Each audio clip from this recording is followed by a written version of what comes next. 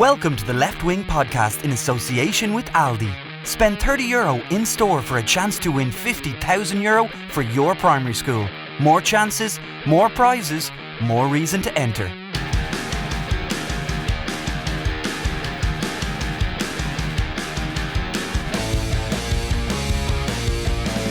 Hello and welcome to the Left Wing Independent.ie's rugby podcast in association with Aldi. I'm Will Slattery, delighted to be joined in studio as always by Luke Fitzgerald. Luke, hello.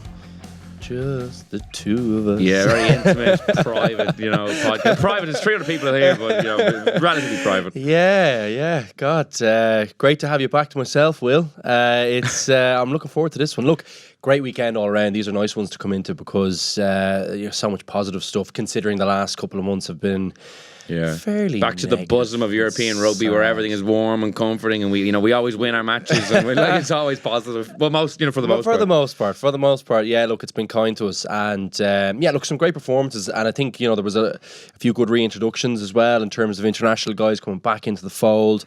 A little bit of messy stuff here and there. I was at the Leinster one myself, and I saw you on TV actually on BT. Yeah, look, I know you're the TV star these days, but jealous. Yeah, look, different channels. So who are you doing it with? BT. But who was the guy you talking? I can't remember who was talking. Ross. The Welsh guy, Harries. Yes, is it? Harries. Yeah. Yes, Ross Harries. Excuse me. Yeah, I'm coming for you, mate. Nice fella, very knowledgeable, good broadcaster, exactly. Yeah. So first time meeting him, actually, he was a nice guy. Yeah, he got around. He was at the Connacht game again on Sunday. He did it with Mike McCarthy, I think, didn't he? Yeah. So look, it was a good weekend. Yeah, first I just want to talk about it. Obviously, this is just an audio-only show, so you can't see this award taunting me right in front of me. It's for the podcast of the year, the Journalism Awards. Alas, we were defeated by an in-house, at least we were defeated by a kind of a sister podcast, if you will, by the Floating Voter, the Indo Politics podcast. I'm pretty bitter about it. I've always these bit much leaving it on the desk. I know isn't it? That is like in your face. Our sound engineer Gav was up for 50% of the awards. He would have been up on stage, and he's put it there. Even though we were, I think were we the original or the Floating Voter? The Floating Voter were older. Yeah. But I always thought you liked us better, or at least I did until you put this. Yeah, he plays the old fake humble card very well, doesn't he? Yeah, geez, he was only too happy to jump out of his seat to celebrate the Floating Voter lads. Thanks a lot, Gav. Yeah, appreciate it. Right in the face, right in the middle of the desk. Anyway, move on. Look, it's important to that we congratulate our colleagues, but we endeavour to win one next year. Our producer has just taken it off the desk. He clearly wants us to stop talking about it. Focus. Yes. Look, so that was disappointing, but look, we move on. Is there one more bit of housekeeping to cover quickly before we get into the rugby? And I have a couple of quick questions I want to ask you. Have you ever sent it, bled blue and white, taken part in the biggest amount of horseplay of all time? The Black Rock thing. The Black Rock thing. I couldn't Oh, man. I actually feel, look, they're only kids. Like, Jesus. I mean, look, I think they're over the age of 18. That's sorry. For the law. I see that. So I see what you're doing there. Yeah, look, I thought it was hilarious, actually, to be honest with you. I've been getting a good bit of stick and work. There's a few country lads sending it.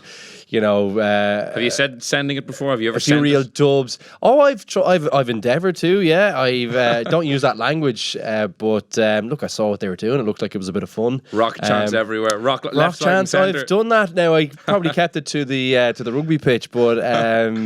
Look, it's a bit of crack, few lads. I'm sure everyone has moments. Do you know what it really showed me, actually, is how damaging the camera phone has been to society. All those things went on and no one really cared about it for years and years and years. Whatever your group of friends were. But obviously this one just... to be honest with you, I will say one thing, that the audio note was very funny. Well, the audio note video was a bit like, ooh, that's a bit on the nose. I'm not sure I like that one as much. But I just thought it was a group of lads, bit of horseplay, literally, and looked like they're having a bit of fun. I wish I was there, to be honest. Yeah. I don't know. So it turns out Paul Howard was just riding real life. Oh, Paul Howard will get some mileage on that. I honestly, I found it hard to believe the story about the dart story that he came out with a while ago. Yeah, that sounded... that didn't sound very... But look, I still thought it was funny, but because I think he's a bit of a genius. But yes, he has lots of information to tell his stories, I think, going forward. Well, just before we get into the weekend's matches in more depth, just to tee up that in this weekend, Brendan Fanning from the Sunday Independent has a one-on-one interview with Joe Schmidt. They're not easy to come by. I chatted to him a little earlier about sitting down with Joe, who's been pretty, I guess, reticent to give those kind of exclusive interviews. Did he find it easy to do it within the parameters that Joe had given him, or it sounded like it was a good, an interesting discussion? Yeah, fair enough. Well, look, Joe's like the one thing you have to understand with Joe, I always think, is that he's outrageously bright. Yeah. So he has figured out all the angles. He'll have done the preparation as well. He's an unbelievably hard worker. So it'd be pretty hard to catch him on a curveball. Like you see lots of these interviews now where there's like a really skilled interviewer, which of course Brendan would be, and they'll ask an open question. They'll try and find you, try and let you trap yourself, try and talk your way into something. Highly unlikely that guy will do that. So, look, I've seen, I suppose, behind closed doors, those kind of things to me, I would always go in with an air of skepticism to any kind of interview, because I feel like anyone who has any kind of smarts should be able to see the angles and prepared for the angles, and will have an answer that kind of plays to the audience they're trying to, I suppose, capture. So, again, that's a very skeptical view, a very cynical view, I think, but that is my honest belief on these things, so I don't apologise for that. Yeah, it's funny because it's kind of the reason Joe is doing this, and I think he's doing maybe one or two others, is his book is obviously coming out this week. Unfortunately, he doesn't have an index, so I can't go straight to the L's to see what he said about Control you. F. So I'd have to actually read the full thing to see if he's named you, and maybe the podcast and some sort of reflected. I think he wouldn't give it the air to breathe.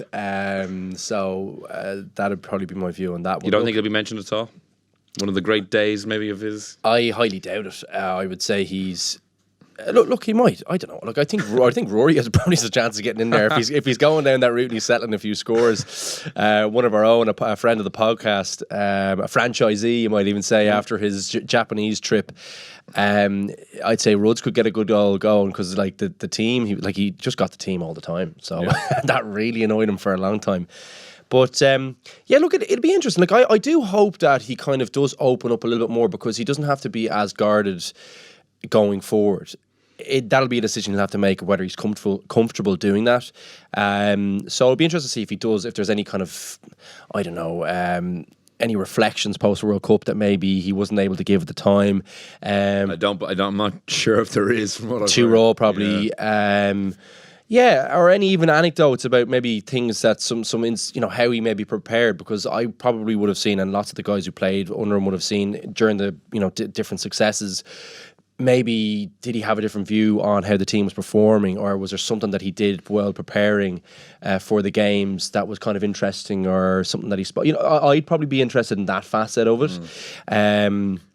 Again, with a cynical enough eye on it, but it's funny. Just as you're mentioning that, there's the story that gets told a lot is how he took Brian O'Driscoll down to size. That was I think you were the first person to tell that anecdote. Now I see it absolutely everywhere. Yeah, well, sorry, that was just a really funny one, because that really did take the oxygen out of the room, and it really set a good tone. And it was kind of funny, because I feel like. We've gone through this over and over again about the challenges with international rugby, the shorter windows, probably feeling like you have to rely on people that have produced for you before, which may have fed into the kind of conservatism of his selections. So, and which ended up being a problem for him in the World Cup and for the team. But he kind of went away from what was a real strength. In Leinster, he did put guys under serious pressure if they didn't train during the week. Senior guys who probably would have gotten away with maybe taking a session off here and there with previous coaches. And he was pretty ruthless on that. He was really good. And he did select different people for big games that made other people feel the heat. So that'll be interesting to see if there's any kind of other anecdotes that he has. Would he have had to say? Would he have done that to Johnny Sexton as well? That kind of or was Johnny the one guy who maybe even for Joe was a bit untouchable? I don't know. You see, Mads was kind of playing pretty well for a while as well, and he had lots of options around Johnny. So I think he probably, as in. Mads was actually quite a viable option for a long period there, and he got on while he used to kill Mads in training, kill him.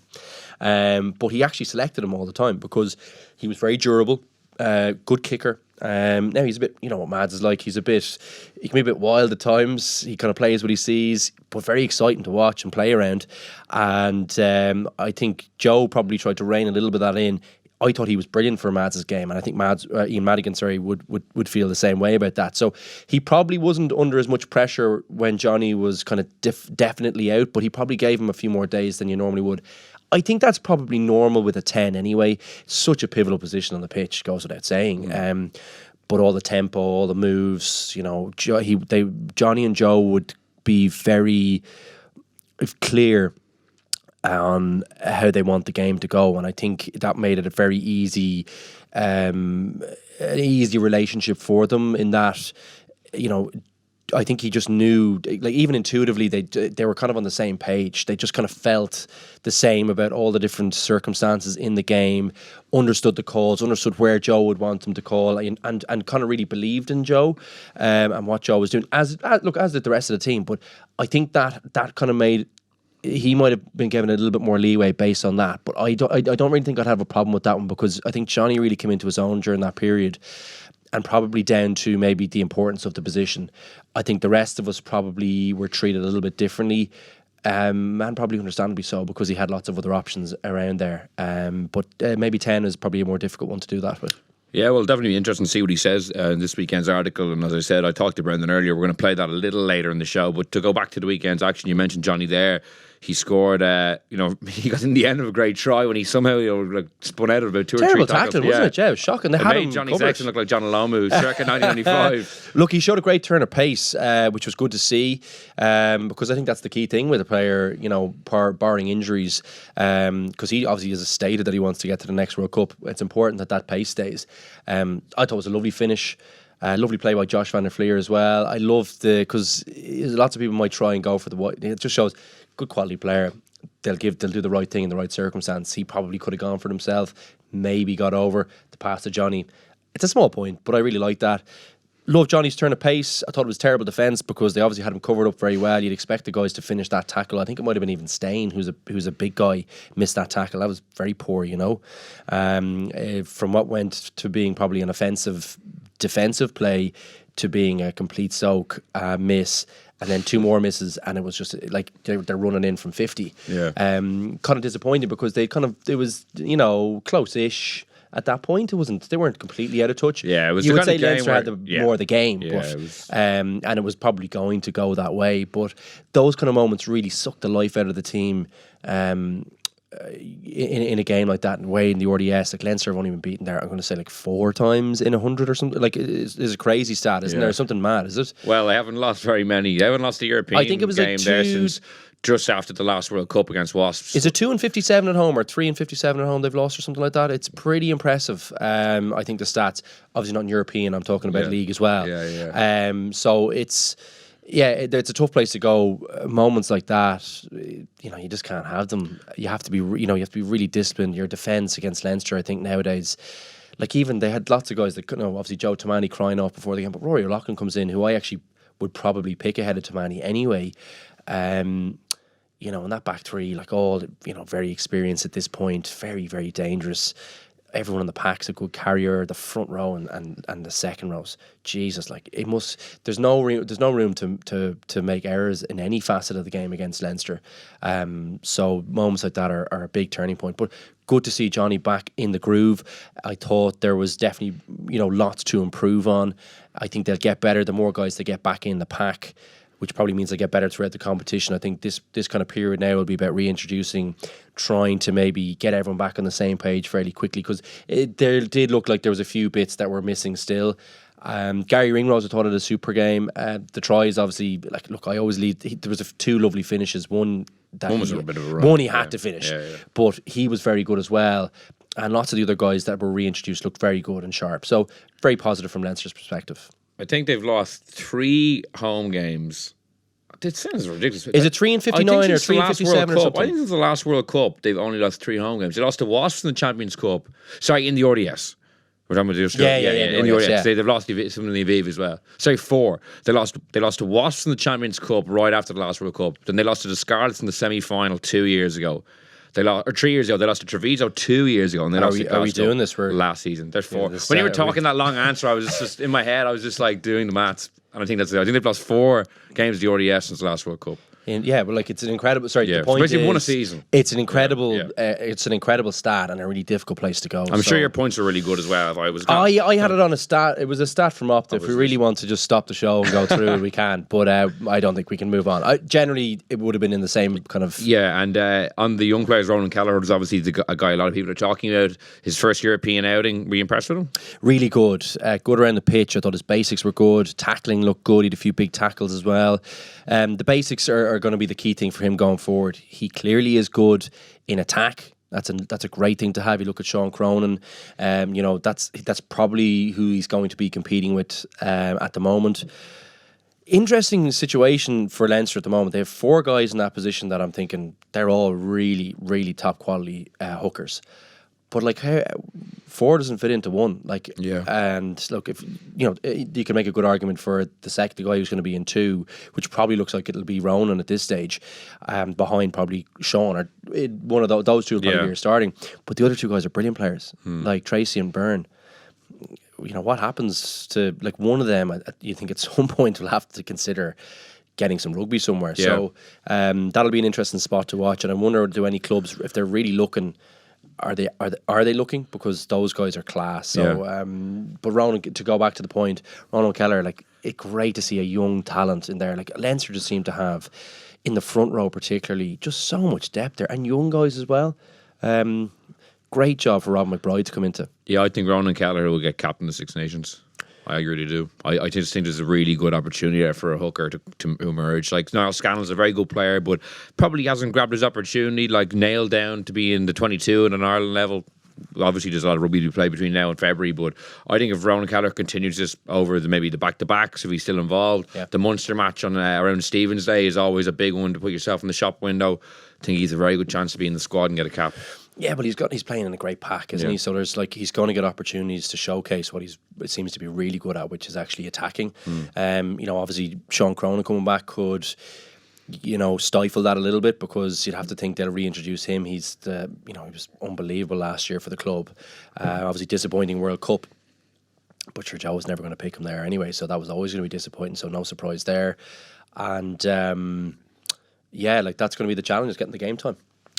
And next up for them is Lyon away. Probably the toughest game, arguably, they're going to have in this pool. France is never an easy place to go. Lyon have won 8 out of 9 in France. Albeit they were poor against Southampton. I was kind of flicking between that and the Connacht game, but they kind of only really got into it towards the end. Even though they do have some big names in their team, like Tuasova's gone there from Toulon, and Nakatashi, I think, is on the other wing as well. Yeah. But, you played in some, interesting games in France down the years. Just for people who just might like to know, what is that French experience like when it comes to club rugby? Because it does seem to be very special.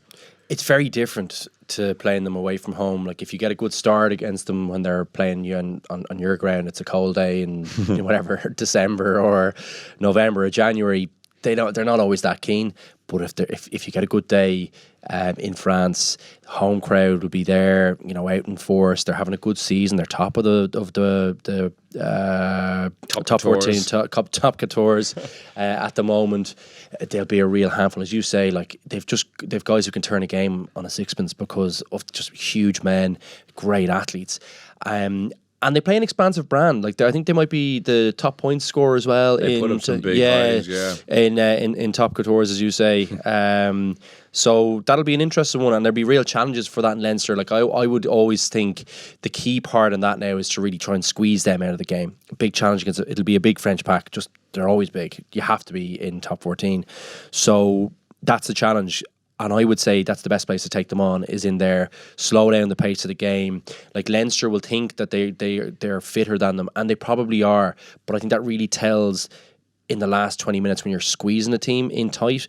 I think Leinster are brilliant at those phase after phase after phase in the tight. I think that's when they actually play their best rugby, is when they're kind of getting pay in there and when they're breaking teams down. Because the key thing for Leinster, I think the biggest strength of the team, yes, the backline is outstanding, but the pack is even better. Like, and they are like Saracens. They have guys on the bench who come on and really add value. There's no let up against them, and that for me is where I'd be attacking Lyon, because as you say, it will be the biggest challenge they have in the group. Franklin's Garden, they're going very well. Are they second in the Premiership? I think they're going well. They're attacking well, but you think Leinster should be able for them if they, if the pack plays well in the back to backs.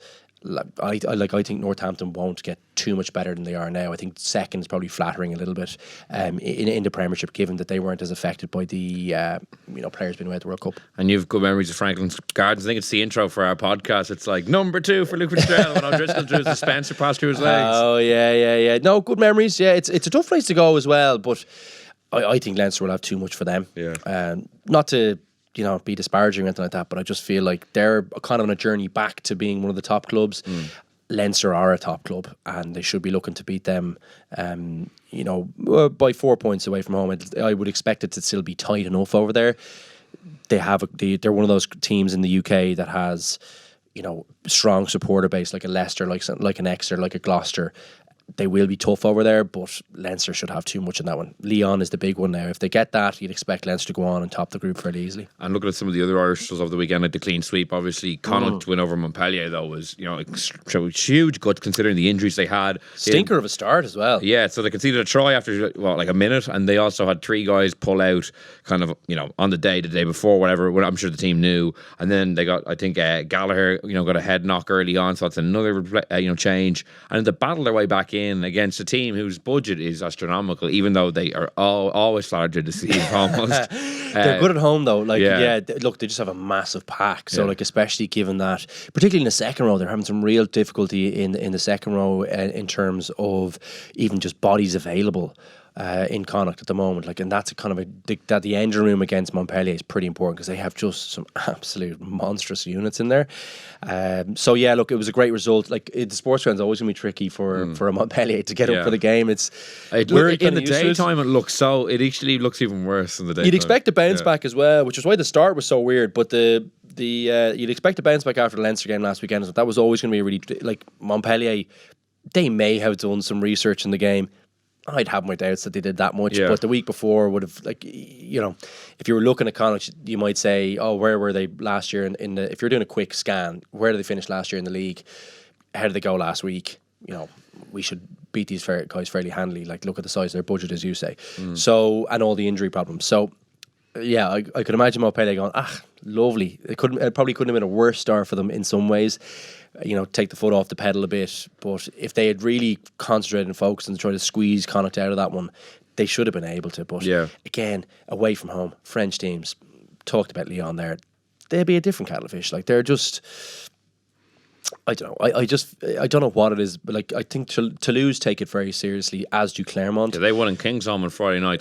That's a really gritty win. I thought, I know people were saying that it was, they were poor enough, but Gloucester's a pretty tricky place to go now. They're building something good there. Lots of kind of endeavour in terms of who they've. Their signings, even the backroom staff. There's been big changes there, and they're really trying to build a good culture there. And they should be able to do that. As I said, they're a well-supported club. It's a tough place to go. So I thought that was a good statement of intent from Toulouse, to be honest. It's interesting that Caroline Blade won man of the match for Connacht because obviously himself and Kieran Marmion have been having an interesting battle to be the starting scrum half. And now the news today that Marmion has signed a new deal up to the next World Cup because there was talk of maybe move to Saracens, albeit that was announced literally. I don't know what they're going to pay him with. Working occasions or something. Yeah, to know. Interesting that they're not. It sounds like they're not going to contest. Excuse my. I'm obviously having a long day here. They're not going to contest that ruling, which is kind of interesting, and that could be the first.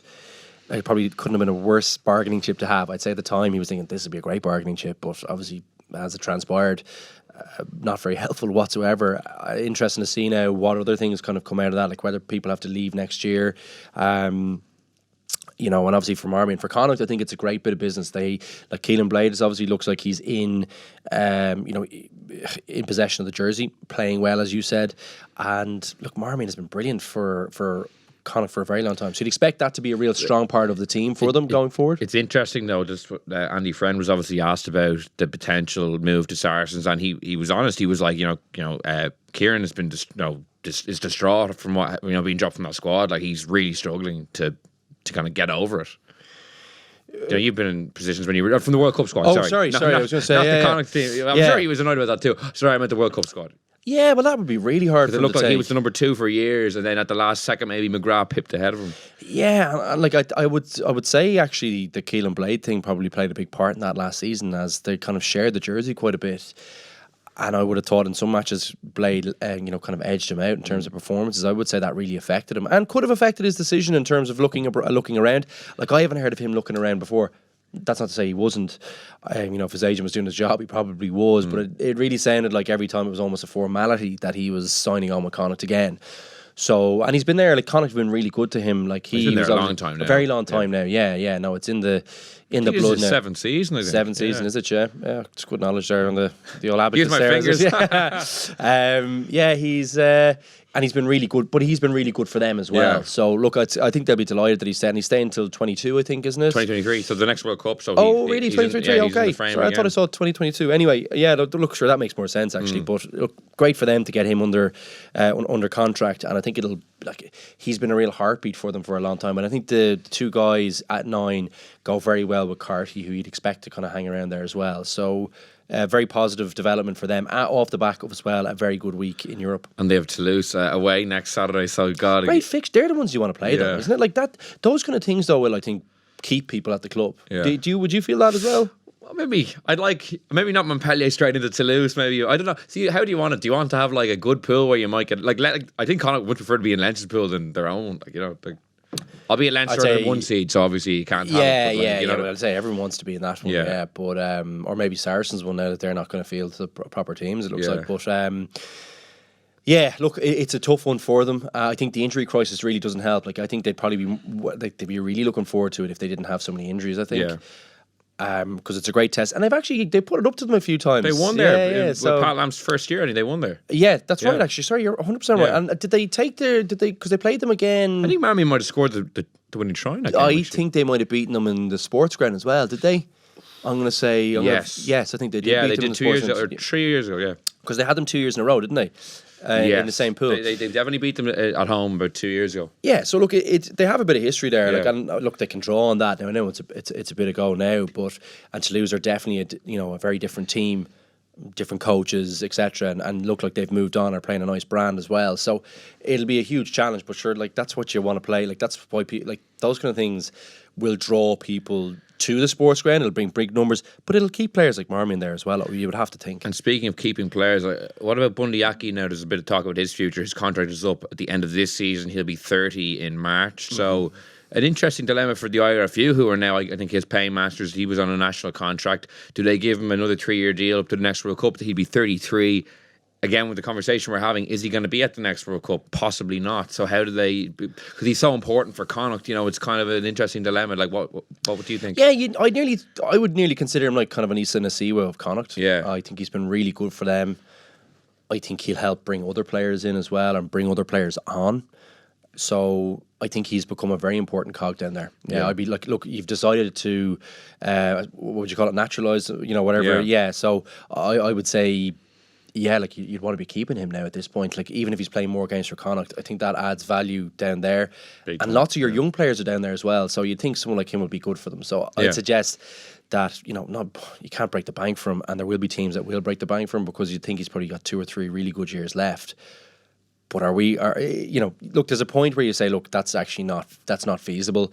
But I would say he probably is someone where you'd say, look, if we're taking a little bit of budget, an extra budget from Connacht, he's a really important player for them. So, there's a decision to be made there, and it becomes a point where it's not really tenable. But I think he seems to like it down there. His family are there, and Galway's been very good to him as well. So, I would not beyond the realms of possibility that he leaves, but I'd say be leaning on that he'd probably be staying and thinking that he'll play and feature in Andy Farrell squads. Yeah, I'd agree with that. And moving on to Munster now, obviously Ospreys on paper was probably one of their easier pool fixtures. They looked like they were going to win from a good bit out, but it was that get that bonus point at the very end could be very crucial in what is a tight pool. Albeit we don't know what Saracens' intentions are just yet. But classic Munster moments, like piling on at the end with a huge heave over the line. We've seen that a million times. Yeah, like it was great to see. And Andrew Conway, I mean, it just looks more and more like that was very poor decision making not to have him in the team over in Japan. He was playing really well over there. He was playing well before he left. He was playing well in the games before. Looks like he's kind of continued where he left off from the World Cup, and that was a superb finish. I mean, the pace he showed, and he just seems like a threat every week, and he's getting more confident. I feel like he's showing up like all over the pitch. That inside trail last week was a lovely bit of play, and the finish. The Lockman pass was great this week. Yeah. That was a real highlight moment. But the finish was brilliant as well. So yeah, good to see him playing well. Good to see Munster playing well. I thought, given that, I think Kilcoyne is going to be a big like. I hope that calf fixes up pretty quick, because he was, I think, one of Ireland's best performers, if not their best performer, given he only had a certain amount of exposure in terms of time on the pitch. I thought the bits that he showed, he was playing, and he was brilliant in the games before the World Cup as well. Every time he got to showcase his ability, I thought he really did that and played. He looks like he's playing great rugby, so they need him back on the pitch. So it's a positive in a very long way. Positive. Jeremy Loughman's playing very well, and I think as well, what was great to see is that the ball handling ability, it's something that I've kind of harped on about Munster. I think, and Thomond Park, sometimes they can kind of bully teams and kind of run over the top of them in the tight. Against the big teams, you won't do that on the big stages. They need to introduce a little bit of ball playing amongst their forwards. Someone like Loughman could really add value for them there. Yeah. So interesting to see if he can have an impact. It looks like they're trying to get him to stay. And then absolutely mouth-watering fixture this weekend, Racing at 5:30 in Thomond Park. It's going to be an absolute cracker. Because I know they were playing a very weak and Saracens team, but they looked very sharp at certain points of that game again at the arena. They have a great squad, and they've lots of guys who've good experience in. Vakatawa is very underrated, I think. Actually, he doesn't he's a bit dodgy. He is a bit dodgy. But when he's in the mood, and he was very good at the World Cup as well. He was excellent at the World Cup, yeah, and he's a serious athlete. I remember playing him when he was he's actually pretty good. Am I crazy? I wouldn't. Yeah. I sometimes think I'm crazy when I think. Don't ask me to answer that honestly. No, I agree. I see parts of him that I'm like, oh yeah, that was really nice. That looked really good. But then I'm like, oh, will he make in a really good team? Will they pick him off? Yeah, I would suggest they might. And will he be there every week? Don't know. I can't answer that yet. I haven't seen enough to answer that with any kind of real confidence. So, look, he's great when they're going forward against a team that's not playing well or not playing against big time players and playing at home. Let's see if he does it in Thomond Park. That's a pretty big test for you down there, So, interesting to see how that pans come back out to me on next Very Tuesday. different experience down there. Look, they'll have a few guys I think who'll be up for it. Interesting to see what the squad unity is like. Will Simon Zebo be starting? Oh, they have to play him. It'll be going home. It'll bring a big crowd out. I he's loved down there. People love Zebo down there, and he was brilliant for them as well. So I'd expect him to get a great reception. I'd expect him to actually play well as well in those conditions. So look, we'll wait and see. I think it's, as you say, mouth-watering, and both teams I think are playing pretty well as well. So I hope Racing don't come do one of their usuals where they just completely capitulate away from home. I don't expect them to do that. But don't get wrong. You think if those guys seem to have bedded in very well with the squad, and you think that off the back of that, the team will rally around it and want to put in a big performance for them. I know it sounds like it's a little bit of a subplot, but sometimes those things really matter. So I hope that that's the case. And just on the Saracens match at the weekend, obviously they played that weakened team. I mean, there was some of their bigger forward names were involved, not the English guys, but some of their other fellas, like even Vincent Koch was on the bench. But in the backline in particular, he went with quite a young backline. And Mark McCall has said that they might have to sacrifice Europe ultimately. I still don't believe that they will, because I think it'd be a bad decision. Yeah. Do you? Their squad is good. Let's not pretend that their squad isn't damn good enough to compete on two fronts. Even with they did it last year. But even this, they're not going to get into the playoffs in England regardless. And they'll definitely stay up. Their squad is too good. So is he trying to make a point? Oh, we're not actually breaking any rules. Look, we can't even compete on two fronts. I don't know. What is it? A smoke screen? It would be a pretty stupid thing to do. Yeah. I would think so. Look. We'll wait and see. Could have been resting guys from the World Cup. Remember, they went on a few weeks longer than us. Sure, they got to the final. And so that could have played into that decision. They might be trying to drum it up, saying, playing the pity card. But I'd say they were probably dictated by the elite player squad, or whatever it is, EPS squad, isn't it? Even this weekend, yeah, it is. And even this weekend, they're at home to the Ospreys. They can play a weakened team and win that. They probably could do with a 5-pointer there. It's the third match in Thomond Park. We'll know then if they're taking this. They should. They'd be crazy not to. Like, I feel like it's the one thing they could salvage from this season is, and like you don't know, they might have to break up some of the squad. So, like, I'd be giving could be their if they win another Heineken Cup, like that'll be a cherry on top, even if they have to break up some of the squad. It'd be like an episode of Dream Team. There's a mass exit at the end of it. Where's Carl Fletcher? He sold off. Yeah, no, I don't know.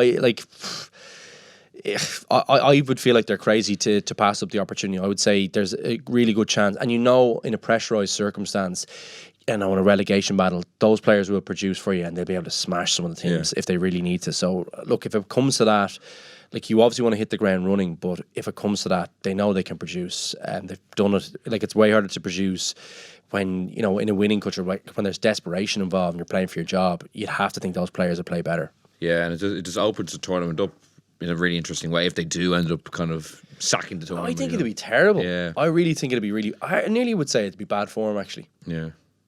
Well, we'll to finish on that, no, I don't have anything else to say. I do think it'd be bad because I think, as I said, like, I think it would be stupid, first of all, because they can win the thing and they could salvage something from the season and they'd be in the competition next year. Yeah. And I also think that, like, it'd be bad form because, like, look, they've done something wrong here, but you can't ruin a whole competition. Like, these guys should have been, what are they, second or third seed probably? After Leinster top seed, are they?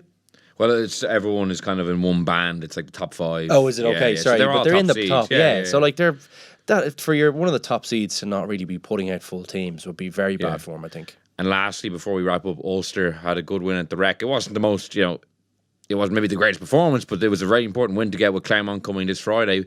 Jacob Stockdale with the match-saving interception. Brilliant. I was delighted because he was so bad against the All Blacks, so it was great to see.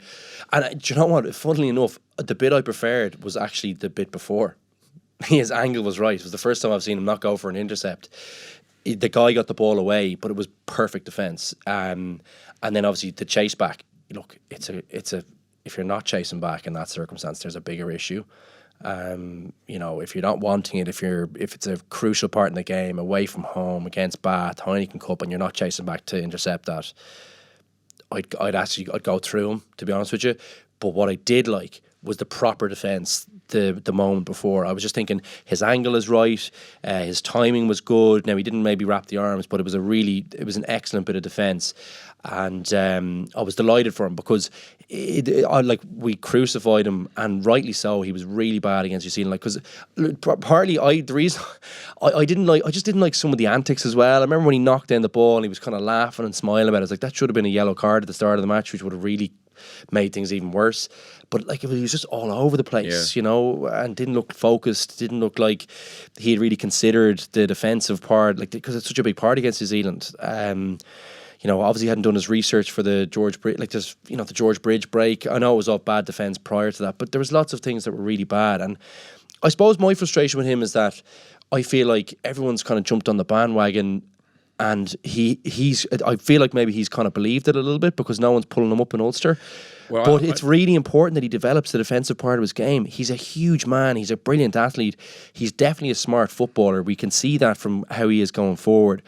If he does the defensive bit right, he could be one of the greats. Because in the year of his ascent, when Ireland were winning all around him, like, I remember you made a couple of comments on the podcast about his defence as well, and you got crucified by some of his Ulster teammates. Well, everyone thinks it's jealousy. Yeah, I was like, my time is well over. Well over. Seriously, it's like ancient history at this stage. I'm looking at it going, okay, if I was playing against him, what would I be like? That's and I'm like, what would I think if I was sitting down doing my analysis? And that's always the basis on which I'm judging players on the podcast. As a player, like, why else would I be here? You'd rather have a journalist here because they're more polished.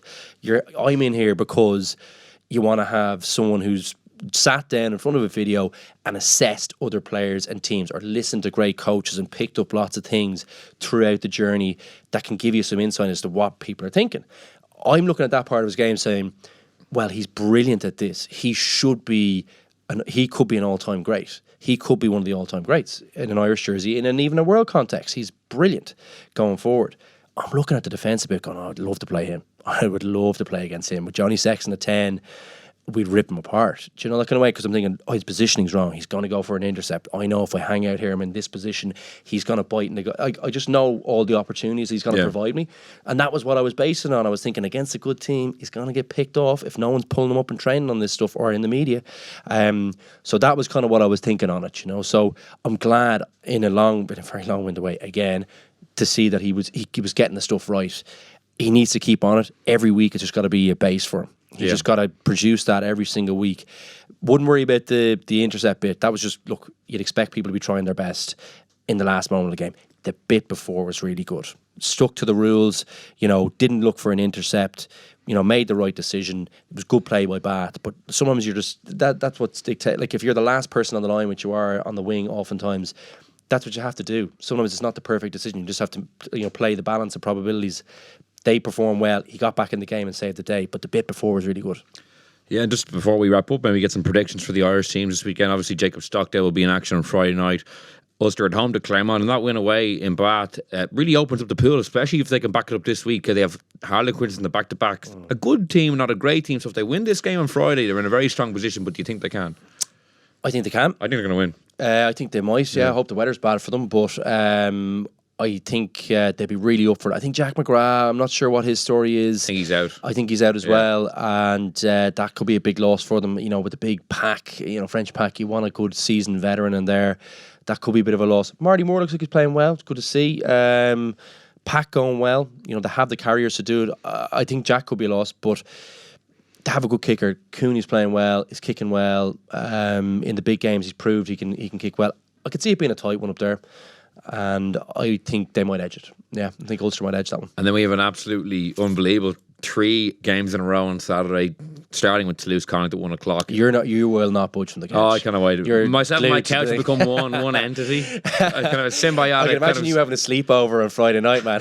Tent in the living room. Well, this is what you missed out on when you were playing. Like all these like triple headers on Saturdays back in the glory days when you were in school. Unbelievable. Jesus. But it starts off with Toulouse Connacht, a game we kind of teed up earlier, but I think Toulouse will have too much for them. You'd have, look, it, I feel like I'm really boring with these ones. I just go, well, who do I think is a better team? I think Toulouse are. So Toulouse. And Lyon Leinster, 3 o'clock. I think Leinster will win that as well. Yeah, I do think they're a better team. I think if factored into my decision is how good French teams are at home and how well they're playing. Their tails will be up. They'll have a big crowd out. I still think Leinster should have enough. Yeah, Leinster should have enough on that one. And the last one of the weekend, probably the biggest one is on Munster Racing in Thomond Park. I'd have Saturday to say Munster. Time. I think Racing are a better team than Munster. Sorry, literally just as I have my little rules and I'm breaking them already.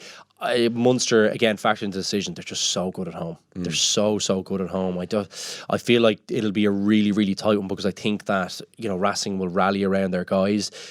Finn Russell, I think, has played there enough. He's in the league, played against Munster enough that I think he won't be completely overawed by the occasion as long as he's playing, of course. Pack can be difficult for Munster to handle, but they should have enough at home. So I'm going to go Munster. Well, it's absolutely mouth-watering of a weekend we have coming up. Luke, thanks so much for joining me. Thank you, William. And now a little earlier I mentioned that Joe Schmidt interview that Brendan Fanning did that you can read this weekend. I started by asking Brendan how much preparation he did and how excited he was to finally get a one-on-one with the great Joe Schmidt. It's been an interesting week for you. Obviously, you have a big interview this weekend coming with the man I think everyone wants to hear from. Certainly in a one-on-one capacity, we have heard from him, but he doesn't grant an audience with one journalist very often. You were lucky enough to sit down with him. You prepare for all your interviews, I'm sure, extremely thoughtfully, but when you get an opportunity one-on-one with someone that you probably want to talk to for quite some time in a private setting, it must be a bit more of an interesting preparation. Okay, I'll be perfectly honest. I wouldn't have been going absolutely mad to sit down in a one-on-one setting with Joe because Joe is extremely guarded and he's pretty controlling. And I would have found him professional and courteous and helpful and massively knowledgeable, but not that giving over the years. So I wasn't living from moment to moment wondering when is my next one-on-one with Joe Schmidt. And the only reason that this interview took place is because he's flogging his book. So that's what it was about. So I had to read the book in a hurry and did that. And I was interested in his demeanour and I was intrigued, Will, as to where he'd be at mentally. It's a few weeks now since the World Cup and I just wondered to what degree the recovery process had taken place. And he was in pretty good nick, I have to tell you. He as ever, he looked better now than he has recently because he looked so stressed. He looked stress-free when we sat down a couple of days ago. And was, I think his ego was mended to some degree by the number of offers that he got in quick time, like not long after. Well, he referred to it himself, just come in the airport. He did, yeah. And like I said to him, I don't believe for a moment that you're not going to be back coaching. Your missus will turf you out of the house just to get rid of you because you'll be driving her insane. So, I mean, he laughed at that and he didn't say, "Oh no, that's a terrible thing to say. Of course, I will be out of rugby for the next." I think the plan was to kind of stay out of it until next June. So if he gets to June, I'd say he'd be doing well. Yeah, so because we're trying to strike a balance here between promoting this piece but not giving away all the good stuff either. It's kind of like one of those RT late interviews and they grab someone in, they want to to promote the brand. So what can you tell us about, I guess, the way he was looking at the World Cup? Was he, did he self-reflect on maybe things that he'd got wrong himself? Was he still kind of treating it with, I thought, a bit of distance when he spoke immediately afterwards? He wasn't really kind of pointing the finger inwardly, I didn't think, from what I heard right after the tournament. Yeah, no, there hasn't been a revelatory series of moments where he said, "Oh my God, I've got everything arseways, and how can I possibly make amends?" Some of the stuff I agree with, some of the stuff I wouldn't. The stuff I can't see him ever backtracking on is the style of play, really, and he still manages to justify that. One thing I would have written subsequent to that, and now I have to hold my hand up. I wasn't writing this before the tournament, but maybe the 4-year cycle is not something we should be married to anymore. Yeah, you wanted 2 and 2. I read that was a good. Yeah, and that's what Erasmus did. Yeah, and maybe that is the way to go. I remember a colleague of mine saying a good few years ago. Now he was saying this at a time when tests weren't quite as plentiful as they are currently, but that test matches are such a big deal that you should just be focusing on the next test match, and you pick the best team you have for that game, and you don't think about anything thereafter. That was probably in the days of maybe 6 or 7 games at most a year. Now pretty much everyone is playing, or the tier ones are all playing the round dozen. So inevitably some other aspects come into it, but I think he would, and I'll write about this at the weekend. I think he would probably have come round to the idea that let's not look too far forward. I know it's boring, Will. Yeah. It's not quite the next each game as it comes quote, but it's not far off it. And without getting kind of too kind of journalism-y, nerdy, like, when you mentioned at the start that you maybe weren't jumping for joy to sit down with him again, but when you did sit down with him, were you kind of analysing his body language, as you kind of said? Were you like looking for anything to see what he's like, his frame of mind? There were certainly some awkward moments in it. Definitely. Yeah. And he looked distinctly uncomfortable at times when we were discussing aspects of the book. Yeah. And I think he probably had to pinch himself and say, Jesus, I'm doing this to promote the book, so I can't really, get up Tell and you say, the F off. yeah, so he has to crack on. Yeah. And I wasn't actively trying to take advantage of that, but nevertheless, we discussed bits and bobs that I thought needed to be discussed, and he was pretty engaging and comfortable on some, very uncomfortable on others. He's a very interesting bloke. You know him, you know how controlling he is, and he's not mad about when you say that, but it is the truth. I mean, all coaches, no matter what level you're at, are control freaks to some degree, and Joe is right up the top of the tree, so his freakery is substantial. Yeah, and you've covered a number of Irish rugby coaches. Is he unique in that regard? Is he far, not even unique, is he far away and above any of the other ones in that regard? Eddie O'Sullivan was dotted any I or T across every NET that he could find. Declan Kidney wouldn't have been. I think Declan Kidney probably invested more in those around him, but I think both Eddie and Joe were more self-contained and were very keen to make sure that while there were a lot of moving parts in it, every one of them was moving in the right direction. And was there any talk of the man who will succeed him? A wee bit. Yeah. Because it's an interesting dynamic. Well, it's funny, at the end of the interview, when we were discussing that whole that cycle of 2 years versus 4 years, and we mentioned the importance of the Six Nations, and because somebody had been saying to me, Ireland rugby's in a desperate state. I said, well, not really. I said, if you try and go to Lansdowne Road in February for the start of the Six Nations, you'll be battling to get a ticket. It'll be sold out. It always is. That's not going to change in the near future. and he started mentioning the fixtures, like we've Scotland and Wales. It was the first person plural. We have this and we have that, and that was the. These are the fixtures when we won the Six Nations in 2014. This was exactly the same start, and it's all we. So. Yeah, because it's funny you mention that, because obviously he's staying in Dublin for the foreseeable, isn't he? That's his plan. Yeah.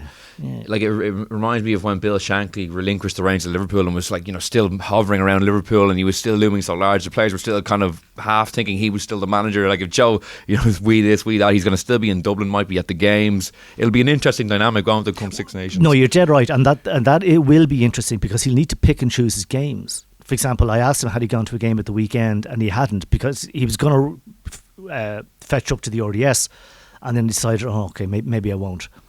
So, I'm not suggesting he'll be going incognito, but coaches need to be very careful. When your contract is up, your contract is up, and while you may have an abiding interest in what happens, you need to keep a measure of distance.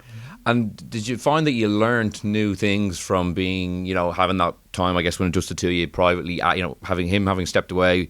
Do you feel like you learned more about him now that you didn't know before? Or was it just kind of a good conversation whereby you teased out some stuff that you maybe thought you knew? It was a good conversation. We teased stuff out. The more technical it got, obviously, the more I would get out of my depth, because he is uber technical. Yeah. Was he trying to kind of bombard you with maybe technical stuff? Yeah, and that'd be part of Joe's MO. Yeah. There's no doubt.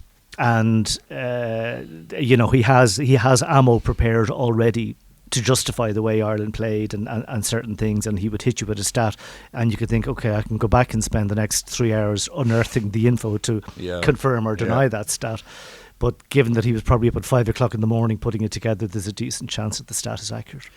And was it more, was your kind of thought process that you want to focus on the World Cup, picking through that, or was it let's focus on the totality of his reign, or can you separate the two? Well, I was absolutely more interested in the totality, and I was interested in Joe the man and where he came from, and that whole story, and plus obviously I was interested in the World Cup and the way it ended, and I was interested in how he was recovering after, because I remember, the previous disasters were different in nature. I always found that the 2007 one with Eddie O'Sullivan was the most toxic by a distance. And I vividly remember the scene in Paris when it was all wrapping up. And if you remember, that was just before the crash. So there was a lot of lads with too much money having gone on that World Cup. Loads of Wonga, there was a whole laddish thing to the supporters. And our expectations are very, very high. And then we ended up getting our asses kicked. And there was a level of vitriol after that I didn't experience. 2011, it was disappointing when we got beaten by Wales in Wellington, but there was none of the backlash that you would have got in 2007. And 2015 was reasonably critical of Joe, but only moderately so. I think it was more in praise of the Arties and the quality of rugby they played in the quarter-final, and also the recognition that we needed a deeper squad. So the policy of homegrowns, if you leave the country, you're not going to be playing for Ireland. Personally, I agreed with it 100%. I thought it made absolute sense, both from a provincial point of view and from an Irish point of view. And just say, before we wrap up, is there anything else you think would be worth knowing ahead of people maybe picking up a paper or going online and reading the piece the weekend? Like, is there anything you think worth kind of teeing up or letting them know? I think... I think who Joe is and where he came from, and his work ethic and his endless energy and his perfectionism, I thought we got into that a little bit, and I found that what he did and didn't have to say on that I found very interesting. And very last question, because I've been asking a few guys we've had in the studio, what will his next job be? Oh, well, I did ask him. I said, "Are Clermont leading the charge?" Clermont, yeah, that's my tip as well. Yeah, well, but he laughed out loud, and he said, "Oh, look, I've had a couple of offers, and look, it's Joe being Joe, didn't commit, and don't think he has to commit. Yeah, he can let it slide for a moment. I mean, the good news for him was that, unlike Eddie O'Sullivan in 2007. Who was gone. His contract ran up until the end of the Six Nations in 2008, at which stage he was turfed. The World Cup was damaging for Joe to a degree, but I could absolutely imagine how lots of clubs or indeed countries around the world, and coincidentally Japan, who have gone and re-signed Jamie Joseph, would have been one of them, would be queuing up for what he has to offer. Yeah. Well, it's certainly going to be an interesting read this weekend, Brendan. I'm really looking forward to it. Thanks for coming in. Cheers, no problem. Well, that's all we have time for this week on The Left Wing in association with Aldi. Thank you so much for listening. We'll be back next week with another podcast reviewing all the European action. And in the meantime, you can subscribe to us on iTunes, SoundCloud, or listen on independent.ie. So until next week, thank you for listening, and goodbye. The Left Wing Podcast in association with Aldi. Spend €30 in the store for a chance to win €50,000 for your primary school.